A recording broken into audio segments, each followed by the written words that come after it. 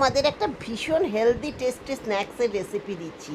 আমার যে এয়ার ফ্রায়ারের জায়গাটা আছে তার মধ্যে চিড়ে, ওটস, মাখনা আর কিছু বেসিক সিডস, যেমন ধরো সাদা তিল, কাজু বাদাম, তারপরে ফ্লেক্স সিড বা তোমার বাড়িতে যেটা থাকবে, আর তার সঙ্গে কিছু বেসিক মশলা আর 1 চামচ তেল। বেসিক মশলার মধ্যে হবে নুন, তারপরে গোলমরিচের পাউডার, আমচুর পাউডার, চাট মশলা, রোস্টেড জিরে গুঁড়ো, এইসব দিয়ে ভালো করে মিশিয়ে এয়ার ফ্রায়ারের জালিটা উপর থেকে লাগিয়ে জাস্ট এয়ার ফ্রায়ারটা স্টার্ট করে দাও।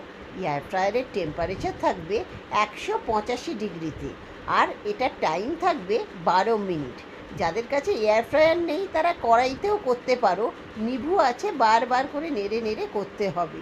ভীষণ ভালো খেতে হয়, আর তার সঙ্গে সেরকম টেস্টি।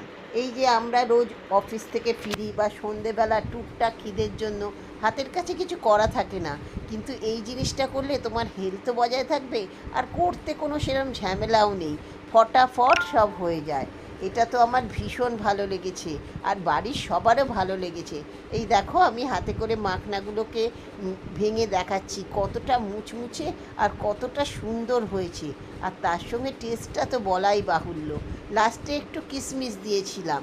মেন রেসিপিতে দেখানো ছিল যে চিনি দিতে, কিন্তু আমি যেহেতু চিনি খাই না সেহেতু চিনি দিইনি বলে খারাপ কিছুই লাগছিল না।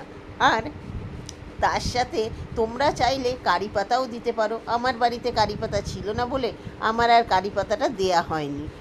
কোনো একটা ছোট সিডস বা কিছু মিস করে গেলেও অসুবিধে নেই, একবার বানিয়ে রেখে অনেক দিন খাওয়া যায়, খুব ভালো।